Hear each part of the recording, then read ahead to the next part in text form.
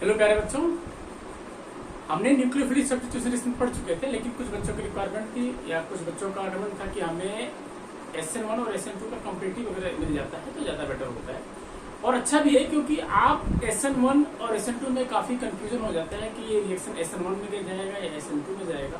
तो उस चीज को क्लियर करने के लिए हमने आज का वीडियो बनाया है स्पेशल SN1 वर्सेस SN2। ये ज्यादा क्लियर हो जाएगा। न्यूक्लियोफिलिक सब्स्टिट्यूशन रिएक्शंस में पहला है स्टेप कि एक न्यूक्लियोफाइल आएगा दूसरे न्यूक्लियोफाइल को रिप्लेस करेगा। सपोज करो एक रिएक्शन था RX जो मैंने पहले वीडियो में बता चुका हूं, उसमें न्यूक्लियोफाइल आएगा और वो न्यूक्लियोफाइल X को रिप्लेस करके खुद लग जाएगा और जो निकलने वाला X है वो भी एक न्यूक्लियोफाइल, ये भी एक न्यूक्लियोफाइल। ठीक है, लेकिन ये न्यूक्लियोफाइल SN1 के थ्रू इससे रिप्लेस करेगा या SN2 के थ्रू रिप्लेस करेगा, ये अलग अलग उस रिएक्शन कंडीशन के अलावा रिएक्टेंट और न्यूक्लियोफाइल पे भी डिपेंड करता है। तो तीन मेजर फैक्टर है कि रिएक्टेंट का नेचर, न्यूक्लियोफाइल के नेचर और सॉल्वेंट का नेचर, जो रिएक्शन मीडियम है। इन तीन ही मेन फैक्टर हैं जो SN1 को SN2 से डिफरेंट करते हैं, अलग करते हैं। तो जब इनका कंपैरेटिव स्टडी करेंगे तो एकदम से क्लियर हो जाएगा कि कौन सा रिएक्शन SN1 के थ्रू जाएगा या कौन सा रिएक्शन SN2 के थ्रू जाएगा। तो हमने बताया कि तीन फैक्टर मेजर हैं। पहला है नेचर ऑफ, नहीं पहले है रेट ऑफ रिएक्शन। क्या है? रेट ऑफ रिएक्शन, जो पहले ही आपको क्लियर करेगा कि कौन सा SN1 है या कौन सा SN2। रेट ऑफ रिएक्शन दोनों में हम देखेंगे। तो SN1 के केस में क्या होता था कि एल्किल हैलाइड को एक न्यूक्लियोफाइल रिप्लेस करता था और निकल जाता था। लेकिन अगर एक्सपेरिमेंटली देखा गया कि अगर एल्किल हैलाइड का कंसंट्रेशन बढ़ाते हैं तो रेट ऑफ रिएक्शन बढ़ जाता है। ठीक है, और SN1 के केस में अगर न्यूक्लियोफाइल का कंसंट्रेशन बढ़ाते हैं तो उसके रेट ऑफ रिएक्शन पे कोई फर्क नहीं पड़ता। मींस रेट डिटरमाइनिंग स्टेप में जो रेट ऑफ रिएक्शन है, रेट ऑफ रिएक्शन वो डिपेंड करता है केवल कंसंट्रेशन ऑफ RX पे। इससे कोई लेना देना नहीं है कि न्यूक्लियोफाइल का कंसंट्रेशन क्या है, घट रहा है या बढ़ रहा है। तो इसीलिए इस रिएक्शन को SN1 को यूनिमॉलिक्यूलर कहा गया, सब्स्टिट्यूशन न्यूक्लियोफिलिक यूनिमॉलिक्यूलर। क्यों? क्योंकि इसके रेट डिटरमाइनिंग स्टेप में जो रेट ऑफ रिएक्शन है वो केवल एक मॉलिक्यूल पे डिपेंड करता है, दैट इज एल्किल हैलाइड। ठीक है, इसीलिए इसको बोला गया SN1। लेकिन SN2 के केस में क्या हो रहा था कि alkyl halide same reaction scheme है कि RX जाके न्यूक्लियोफाइल रिप्लेस करेगा और X माइनस निकाल देगा। लेकिन यहाँ जो रेट ऑफ रिएक्शन है वो डिपेंड करता था concentration of RX as well as concentration of nucleophile. Means अगर RX का कंसंट्रेशन बढ़ाएंगे, एल्किल हैलाइड का कंसंट्रेशन बढ़ाएंगे तो भी रेट ऑफ रिएक्शन बढ़ जाएगा, और न्यूक्लियोफाइल का कंसंट्रेशन बढ़ाएंगे तो भी रेट ऑफ रिएक्शंस बढ़ जाएगा। मींस रेट ऑफ रिएक्शंस दो मॉलिक्यूल पे डिपेंड करता है। इसीलिए इसको बोला गया सब्स्टिट्यूशन न्यूक्लियोफिलिक बाइमॉलिक्यूलर। इसलिए SN2 का मतलब यही हुआ कि वो रिएक्शन बाइमॉलिक्यूलर है। ये SN1 है, ये SN2 है, ये SN2 है। यहाँ पे रेट ऑफ रिएक्शंस दो चीजों पे डिपेंड कर रहा है, एल्किल हैलाइड और न्यूक्लियोफाइल। तो क्लियर हो गया कि SN1 क्यों बोलते हैं और SN2 क्यों बोलते हैं। दूसरा पॉइंट है कि nature of alkyl halide. Nature of alkyl halide,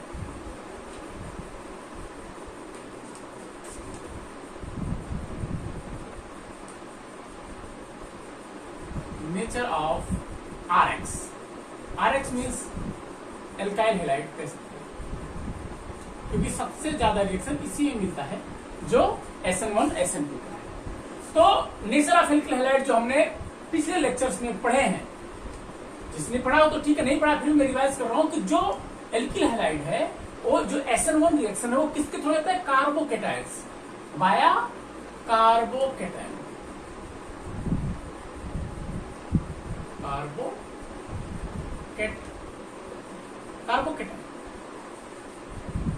carbocation का मतलब हुआ कि कार्बन के ऊपर प्लस चार्ज। ठीक है, तो हमने जब कार्बोकैटायन की स्टेबिलिटी पढ़ी थी, tertiary carbocations more stable than secondary carbocations than primary carbocations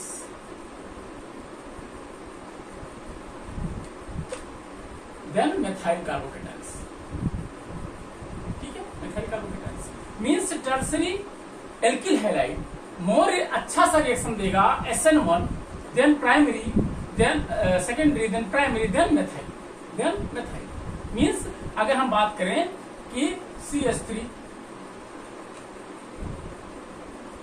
Cl और इस तरह के अगर है तो सबसे ज्यादा होगा टर्सरी ब्यूटाइल क्लोराइड, फिर आइसोप्रोपाइल क्लोराइड, फिर मिथाइल क्लोराइड और फिर मिथाइल क्लोराइड। ये इनके रेट ऑफ रिएक्शंस हो गए जो SN1 में देगा। मींस SN1 में सबसे ज्यादा देगा टर्सरी। क्यों? क्योंकि टर्सरी एल्किल हैलाइड जब रिएक्शन में जाएगा, जो पहला कार्बोकैटायन बनेगा, जो रेट डिटरमाइनिंग स्टेप में कार्बोकैटायन बनेगा, वो ज्यादा स्टेबल होगा। लेकिन हमने बताया कि SN2 रिएक्शन कार्बोकैटायन से उसका कोई लेना देना नहीं। SN2 के रिएक्शंस में कार्बोकैटायन नहीं बनता है, इसीलिए यहाँ जो रेट ऑफ जो रिएक्शन होगा वो सबसे अच्छा होगा मिथाइल हैलाइड पे, मिथाइल, फिर सेकेंड प्राइमरी एल्किल हैलाइड और फिर सेकेंडरी और फिर टर्सरी। एकदम उल्टा। क्यों? क्योंकि यहाँ कार्बोकैटायन का बनना नहीं है, यहाँ रिएक्शन जाएगा ट्रांजिशन स्टेट में, और ट्रांजिशन स्टेट में टर्सरी कार्बोकैटायन में हिंड्रेंस ज्यादा हो जाएगा, जिसके कारण से SN2 रिएक्शंस उतना अच्छा नहीं जाएगा। SN2 रिएक्शंस में दो मॉलिक्यूल एक साथ जुड़ते हैं। कैसे? कि RH में जब न्यूक्लियोफाइल लगता है तो न्यूक्लियोफाइल उसके पीछे से अटैक करता है और इसके बांड धीरे धीरे वीक होने लगते हैं।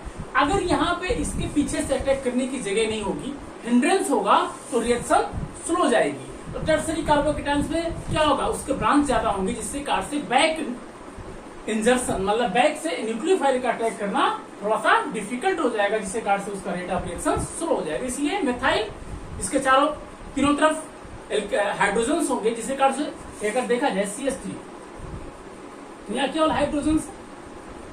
ठीक है, तो यहाँ हाइड्रोजन बहुत छोटे छोटे आइटम होते हैं, जिसके कारण से उनके पीछे बहुत स्पेस होता है न्यूक्लियोफाइल को बैक अटैक करने के लिए। इसलिए मेथाइल हैलाइड सबसे अच्छा रिएक्शन देगा SN2, फिर प्राइमरी एल्किल हैलाइड, फिर सेकेंडरी और सबसे लीस्ट देगा टर्सरी एल्किल हैलाइड। ये था नेचर ऑफ रिएक्टेंट या एल्किल हैलाइड। ठीक है, अब आता है अगला थर्ड पॉइंट कि नेचर ऑफ न्यूक्लियोफाइल। यही बहुत इंपॉर्टेंट है, नेचर ऑफ न्यूक्लियोफाइल। तो आ गया नेचर ऑफ न्यूक्लियोफाइल। ठीक है, SN1 के लिए कैसा न्यूक्लियोफाइल होना चाहिए, SN2 के लिए कैसा न्यूक्लियोफाइल होना चाहिए। तो SN1 के लिए चाहिए वीक न्यूक्लियोफाइल जैसे H2O, CH3, OH, C2H5OH। Means यहाँ इसके पास प्योर आयंस नहीं है, इनके लोन पेयर्स ही एज ए न्यूक्लियोफाइल बिहेव करेंगे, इनको बोला जाता है वीक न्यूक्लियोफाइल। लेकिन SN2 के केस में क्या होगा? SN2 के केस में आपको स्ट्रॉन्ग न्यूक्लियोफाइल लेना होगा। क्यों? वीक न्यूक्लियोफाइल का ये हुआ कि यहाँ पे एक कार्बोकैटायन बड़ा हुआ है, स्पेस फ्री मिल रहा है, जाके अपने लोन पेयर को डोनेट कर देगा। लेकिन SN2 के रिएक्शंस में आपको फ्री कार्बोकैटायन नहीं मिलता है, आपको जबरदस्ती एक न्यूक्लियोफाइल को रिप्लेस करना होता है, उसको अटैक करके उसको दोबारा निकालना होता है। पीछे से रिएक्शन किया, बाद में उसको निकालना होता है। यहाँ फ्री स्पेस को कार्बोकैटायन बना हुआ मिल गया और जाके उससे अपने लोन पेयर के साथ अटैक कर देगा। लेकिन SN2 के केस में ऐसा नहीं है। SN2 के केस में आपको एक X को रिप्लेस करना है, उसको टूटा हुआ नहीं मिल रहा है, कार्बोकैटायन फ्री नहीं है, उसको पीछे से रिप्लेस करना है। इसलिए यहाँ स्ट्रॉन्ग न्यूक्लियोफाइल लगता है, जैसे CH3-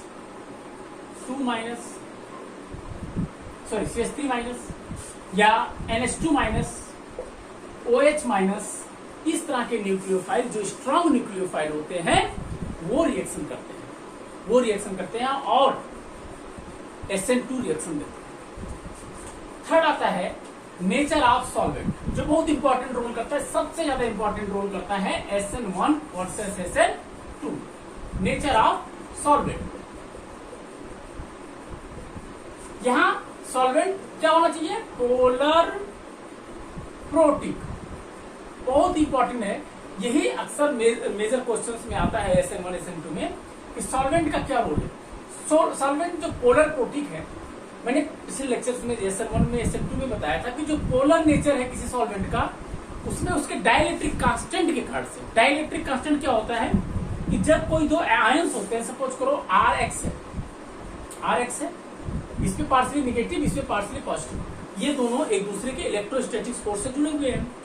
जो सॉल्वेंट का डाइलेक्ट्रिक कांस्टेंट जितना अच्छा होगा, वो क्या करेगा, इनके बीच के जो इलेक्ट्रोस्टैटिक फोर्स है उसको वीक कर देगा, और इतना वीक कर देगा कि X माइनस निकल जाएगा और R प्लस बच जाएगा। तो जो सॉल्वेंट का नेचर है पोलर नेचर, वो पोलर नेचर उसके डाइलेक्ट्रिक कांस्टेंट के कारण से इस कार्बोकेटायंस जनरेट करने में हेल्प करता है। कार्बोकेटायन जनरेट करने में हेल्प करता है, मीन्स कार्बन और हैलाइड के बीच के इलेक्ट्रोस्टैटिक फोर्स को वीक करता है। दूसरा नेचर जो प्रोटिक नेचर है सॉल्वेंट का, उसका रोल ये था कि जब X माइनस निकला, X माइनस निकलने के बाद ये क्या करेगा, तुरंत इससे रिएक्शन कर देगा, क्योंकि ये कार्बन प्लस मिल गया, कार्बोकेटायन मिला, और फिर माइनस तुरंत अटैक कर देगा, तो आगे रिएक्शन फिर से वही स्टार्टिंग मटेरियल बन जाएगा। इसको रोकने के लिए प्रोटिक नेचर जो सॉल्वेंट है, वो अपने प्रोटॉन के साथ इस X को चारों तरफ से कैद कर लेता है, चारों तरफ से घेर लेगा कि वो वापस जाकर के कार्बन के साथ रिएक्शन ना कर सके, इसीलिए इसको स्टेबलाइज करता है। मीन्स जो प्रोटिक नेचर ऑफ सॉल्वेंट है वो स्टेबलाइज करता है X माइनस को, और पोलर नेचर जो है वो क्या करता है, वीक करता है, weak down the electrostatic force of attraction of R and X। RX के बीच का जो इलेक्ट्रोस्टैटिक फोर्स है उसको वीक करता है, जिसके कारण से बॉन्ड टूटता आसानी से। SN2 के केस में क्या चाहिए, पोलर तो चाहिए, पोलर नहीं होगा तो एक न्यूक्लियोफाइल जब अटैक करने जाएगा तो दूसरे न्यूक्लियोफाइल को निकलना पड़ेगा। वो निकलने के लिए उसके बीच का इलेक्ट्रोस्टैटिक फोर्स तो वीक होना चाहिए, लेकिन जो दूसरा है वो एप्रोटिक होना चाहिए। एप्रोटिक इसलिए होना चाहिए कि अगर प्रोटिक होगा तो ये एल्किल हैलाइड टूट करके, एक एल्किल हैलाइड जो हैलाइड X में न्यूक्लियोफाइल निकलेगा वो टूट के स्टेबलाइज हो जाएगा, लेकिन यहाँ एप्रोटिक होने के नाते वो टूट के निकल नहीं पाता। मीन्स यहाँ RX जो है वो वीक तो हो जाता है इसके इलेक्ट्रिक स्टैटिक फोर्स के कारण से, मीन्स अब RX के बीच के बॉन्ड वीक हो गए, लेकिन इधर के पीछे से न्यूक्लियोफाइल अटैक करने का चांस मिल जाता है कि अब वो वीक हो गया, कमजोर हो गया, आप पीछे से अटैक कर सकते हैं। लेकिन ये प्रोटीन नेचर होने के नाते वो X सेपरेट नहीं हो पाता, कार्बोकेटायन नहीं बन पाता। अगर ये पोलर हो गया, प्रोटिक हो गया, तो क्या होगा रिएक्शन, कार्बोकेटायन बनके बाई मालिकुलर ना होकर के यूनिमालिकुलर में चला जाएगा और कार्बोकेटायन बन जाएगा। और कार्बोकेटायन जब बन गया तो न्यूक्लियोफाइल उसको अलग अलग तरह से अटैक कर सकता है। मीन्स रिएक्शन SN2 ना जाकर के SN1 की तरफ जाने लगेगा। तो सॉल्वेंट का जो नेचर है वो न्यूक्लियोफिलिक सब्स्टिट्यूशन रिएक्शंस में बहुत इंपॉर्टेंट है। पोलर होगा, पोलर सॉल्वेंट दोनों के लिए चाहिए, बट प्रोटिक होगा तो SN1 जाएगा और एप्रोटिक होगा तो SN2 जाएगा। जैसे एप्रोटिक सॉल्वेंट जैसे एसीटोन, जैसे DMF, जैसे DMSO। इसमें पोलर सॉल्वेंट जैसे H2O सबसे अच्छा पोलर सॉल्वेंट पानी है। मिथेनॉल, इथेनॉल, प्रोपेनॉल, जितने भी एल्कोहल्स हैं वो पोलर और प्रोटिक होते हैं। ठीक है, तो ये था नेचर ऑफ सॉल्वेंट। अब आता है कि रिएक्शन टेम्परेचर, मतलब आप रिएक्शन जो करोगे इस तरह की रिएक्शंस SN1 या SN2, उसमें टेम्परेचर क्या प्रिफर होगा, क्या टेम्परेचर में भी डिफरेंस है। तो टेम्परेचर ऑफ रिएक्शन। SN1 के लिए कौन सा टेम्परेचर चाहिए, SN2 के लिए कौन सा टेम्परेचर चाहिए। चूंकि दोनों में एक एल्किल हैलाइड टूटेगा, एक न्यूक्लियोफाइल निकलेगा और दूसरा न्यूक्लियोफाइल जुड़ेगा। न्यूक्लियोफाइल जब टूटता है तो इंडोथर्मिक होता है और जब जुड़ता है तो एक्सोथर्मिक होता है, लेकिन यहाँ जुड़ने वाला बॉन्ड ज्यादा स्ट्रांग है, इसलिए एक्सोथर्मिक ज्यादा है। तो ओवरऑल जो रिएक्शन है SN1 के केस में वो एक्सोथर्मिक है। क्या है, एक्सोथर्मिक। और जब रिएक्शन एक्सोथर्मिक होती है, कोई भी रिएक्शन अगर एक्सोथर्मिक है तो उसको लो टेम्परेचर पे ही करना पड़ता है। तो यहाँ पे प्रिफर्ड रिएक्शन होगा, रिएक्शन टेम्परेचर जो होगा वो लो टेम्परेचर, लो टेम्परेचर। यहां भी सेम कहानी है कि एक न्यूक्लियोफाइल टूट रहा है, दूसरा न्यूक्लियोफाइल जुड़ रहा है। यहां भी ओवरऑल रिएक्शन एक्सोथर्मिक है और इसीलिए इसको भी लो टेम्परेचर पे ही परफॉर्म करना पड़ेगा। इसका मतलब ये हुआ कि यहाँ टेम्परेचर में कोई डिफरेंस नहीं है। SN1 भी लो टेम्परेचर पे जाएगा और SN2 भी लो टेम्परेचर पे जाएगा। तीसरा है, अगर रिएक्टेंट कायरल है, अगर रिएक्टेंट कायरल है तो जो स्टीरियोकेमिस्ट्री होगा वो क्या होगा।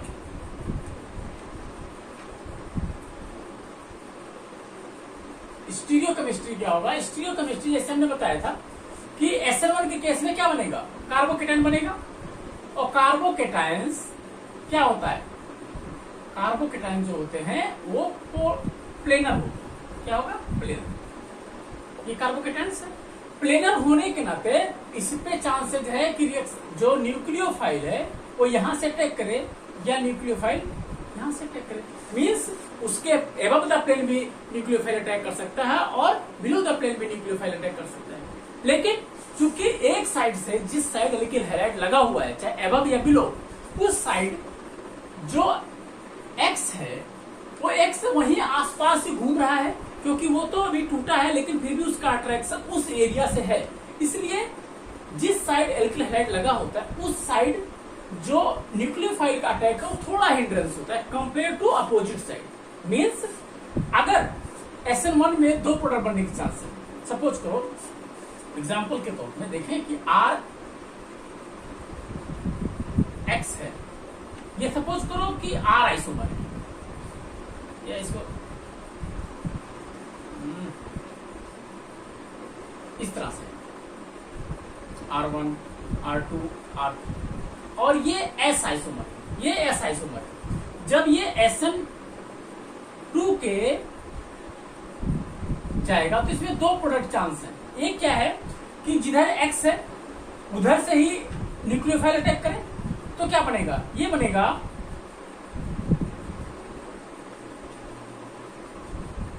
यहां आकर के न्यूक्लियोफाइल जुड़ गया प्लस निकल गया।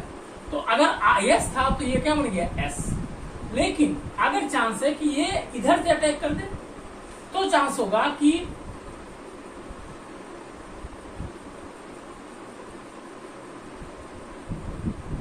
यहां आके जुड़े तो ये हो जाएगा इसका अपोजिट। जैसा रिएक्टेंट था उसका अपोजिट बना। इसका मतलब ये हुआ कि ये रिटेंशन प्रोडक्ट है, रिटेंशन प्रोडक्ट। ये क्या, इन्वर्जन प्रोडक्ट। ये इन्वर्जन प्रोडक्ट है। मीन्स SN1 में रिटेंशन प्रोडक्ट भी बनेगा और इन्वर्जन प्रोडक्ट बनेगा। एक पॉइंट हमेशा है कि इन्वर्जन प्रोडक्ट हमेशा रिटेंशन प्रोडक्ट से ज्यादा होगा, रिटेंशन से इन्वर्जन प्रोडक्ट ज्यादा होगा। ज्यादा होने का रीजन है जिस रिटेंशन का मतलब जिस साइड में एल्किल हैलाइड ग्रुप था उस साइड से रिएक्शन करने के लिए उसको थोड़ी सी हिंड्रेंस का सामना करना पड़ेगा। जो ऑलरेडी निकला हुआ एल्किल हैलाइड है वो वहां पे हल्का सा यहाँ पे घूमता रहता है। इसका अर्थ न्यूक्लियोफाइल के इस साइड से अटैक करना थोड़ा सा हिंड्रेंस होता है। इसलिए इन्वर्जन प्रोडक्ट 60% मान लो, अप्रॉक्स 60% बनेगा और रिटेंशन प्रोडक्ट अप्रॉक्स 40% बनेगा। ठीक है, मीन्स दोनों मिलेगा, रस्मी मिक्सचर बनेगा। लेकिन SN2 के केस में क्या है, SN2 के केस में R1 R2 R3 है। तो यहां क्या होगा कि यहां जब रिएक्टेंट अटैक करने जाएगा, न्यूक्लियोफाइल अटैक करने जाएगा तो क्या होगा, कार्बन